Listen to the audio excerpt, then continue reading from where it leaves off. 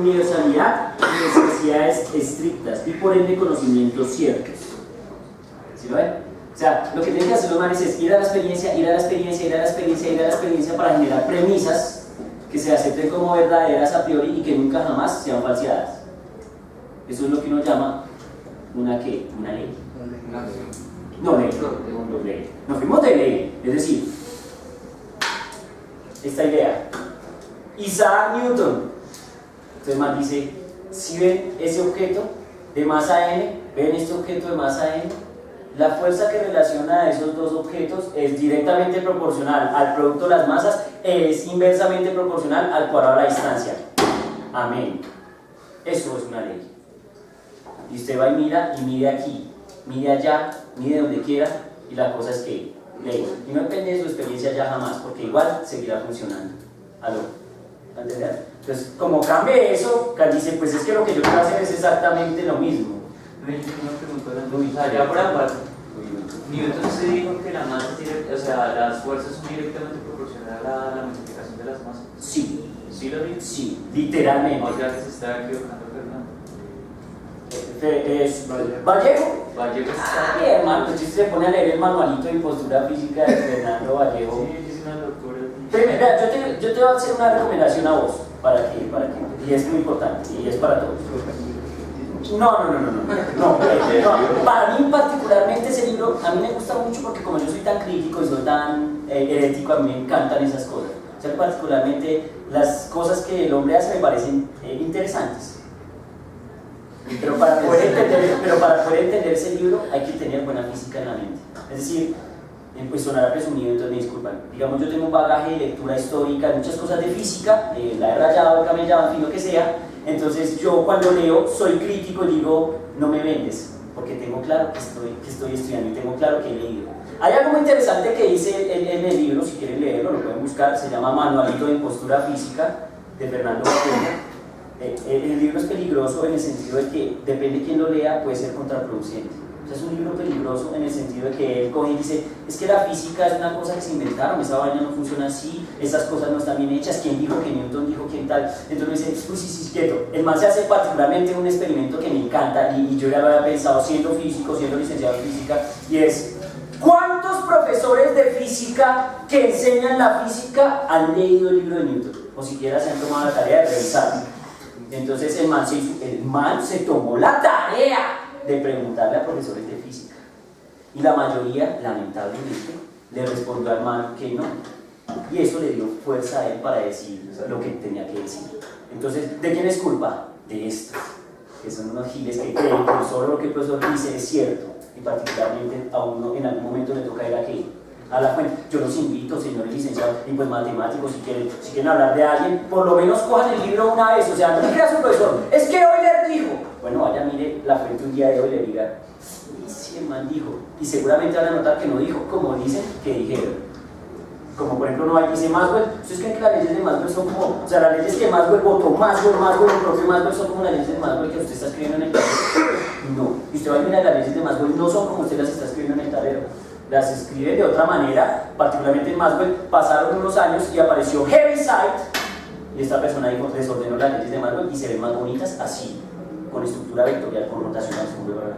Antes eso no era así la vuelta. ¿Me entienden cómo es? Entonces no crean que es que las versiones terminadas, que nosotros manejamos las versiones verdaderas. ¿Qué pasa con el hombre? Entonces el hombre dice que Newton nunca dijo eso. Y él va y lee y pone el corolario 78, 78, ¿sí? Y entonces el man dice, es que aquí Newton no dice eso, pero ¿sabes por qué dice eso? Porque él no entiende el lenguaje. ¿Qué tienes que hacer vos? Ve al corolario, léelo, y leerás estrictamente que él dice que la fuerza gravitacional es directamente proporcional a las masas que interactúan e inversamente proporcional al cuadrado de la distancia. Él nunca dice el producto, pero basta con decir que son directamente proporcionales a las masas que interactúan. Cuando algo es directamente proporcional a las masas que actúan, es que hay dos masas, y si es directamente proporcional, se tienen que estar multiplicando arriba. Yo no necesito decir eso porque el que sabe el lenguaje de la matemática, el que sabe física, entiende eso. Entonces, pero él no entiende. Entonces, por eso se arriesga a decir eso. Yo estaba leyendo ese libro y la verdad lo dejé leer. Yo creo como que será que sí, será que no, yo mejor no leo esto. Porque el man empieza a hacer sus ecuaciones pero los hace con pura álgebra, digamos, hay cosas de derivadas integrales que obligatoriamente tienen que hacer ahí. Y el man argumenta, ¿y cómo así que ustedes, los físicos de matemáticas, llegaron a eso? Eso no es cierto. El man empezó y me quedaba como, hermano, ¿sí sabe lo que está haciendo o no? No. Entonces hay que tener cuidado. El hombre es muy bueno. Yo reconozco que el hombre es bueno. Es decir, y sus documentos y todo es muy bueno, y lo que él hace es muy bien. Pero particularmente ese libro es muy peligroso, yo insisto, en el sentido de que, no por nosotros, yo soy físico y no le creo. Se lo podría sostener en la cara y podría hablar con el hombre, si no me vendes el producto, aunque sea muy quien sea. Pero ¿qué pasa? Que hay gente que no tiene el conocimiento que uno tiene. Entonces puede consumir fácilmente el producto. Entonces puede decir, eso es carreta, y entonces ¿qué? ¿Me entienden cómo es eso? Entonces uno tiene que estar, para leer un libro como esos, que es un libro político, que es un libro pesado, estar armado. Y lo digo yo así, pero hasta los dientes, para poder argumentar con calma y decir, ¿me vendes? No me vendes. ¿Qué hace la mayoría de físicos respecto a ese libro? Omitirlo, ni siquiera lo leen. Yo particularmente lo leí y dije, oh, interesante. Y pues obviamente, curioso, ¿no? Que esté mal, quiere decir que hay cosas curiosas, interesantes, como hay cosas que yo igual, por Dios, este man se atrevió a escribir esto, normal. Otra pregunta que tengo ahí, digamos, él también hablaba sobre la ecuación, la más famosa, la de igual a mc cuadrado. Él decía que Einstein no tenía definida la masa, ¿eso es cierto? Que no sabía qué era la masa. Pues, mi hermano, hay que tener presente una cosa. Vean cómo nos fuimos, no me importa, nos fuimos. Después volveremos con calma, que es muy impresionante. Pero miren, es muy difícil, y es difícil, y no sé qué tanto sean en matemáticas, en física es muy difícil definir cosas como la siguiente. El profesor le dice a uno, fuerza igual a masa por aceleración. Bien, ¿no? Ahora la pregunta clave es, ¿qué es una fuerza?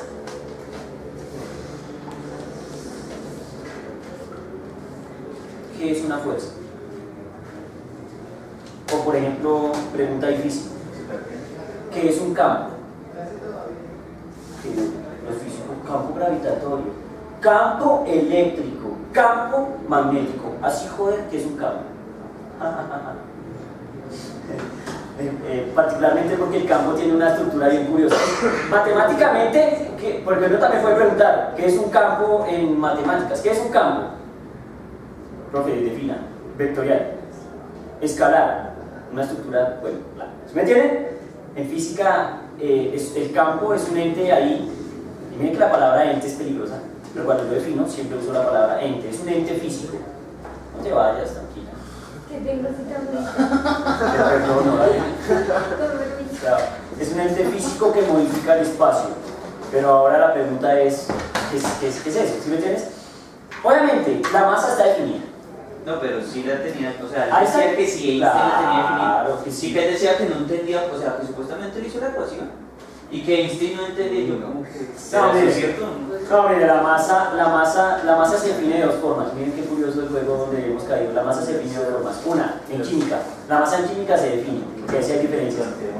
La cantidad de materia que tiene un cuerpo. Claro, si es una pregunta que es materia, lo así, uy, espérenme pensar. Porque puedo caer en átomos, electrones, protones, neutrones, y luego la pregunta, bueno, pero la masa, esa estructura de la materia, que es complejo, ¿no?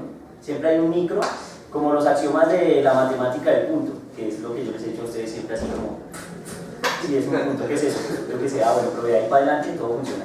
Entonces aquí pasa lo mismo, entonces no, hay un átomo, ok, sí, bueno, y ahí para abajo, que no, partículas, ¿y qué? Es suerte. Entonces, eso siempre nos llevará a unas incongruencias pesadas, muy en el fondo. Entonces, y la masa en física se denomina como la inercia que tiene un cuerpo, es decir, la resistencia natural que tiene un cuerpo a la tendencia de ser movido o no ser movido. Pues sería eso, incluso porque antes tenían ese problema de que cuando, o sea, con las ecuaciones de Newton tenían una masa inercial y una masa gravitatoria. Y que en ese momento creía que era un machetazo cancelar las dos porque se creía que no eran. De hecho, hasta que llegó Hipos y demostró que las son como casi iguales. Que tienen el mismo valor, sí. Lo que pasa es que conceptualmente las dos masas sí pueden ser diferentes, pero numéricamente son iguales. Entonces uno puede matar numéricamente. Sí, conceptualmente no es tan trivial. Entonces, particularmente es eso. Entonces, miren que que obviamente un tipo que plantea una teoría como la que plantea Einstein, ¿por qué debería tener dudas sobre su criterio de masa? Obviamente, los conceptos siempre están en tela de qué? De juicio, o sea, uno puede coger un seminario de físicos y decir, bueno, definamos masa. Y pasarán días y se volverá bizantino al mejor estilo de lo que hemos hecho nosotros y seguramente se pondrá complicado. ¿Me entienden cómo es? Porque es que los conceptos muy básicos de las estructuras son los que tienen debilidades. Pero insisto, si no asumimos algo como verdadero, ¿qué hacemos? ¿Sí? Este curso es muy importante por eso. Es que usted tiene que notar que hay problemas intrínsecos, pero que usted dice, bueno, aguanta, porque si no aguanta, entonces ¿qué hago?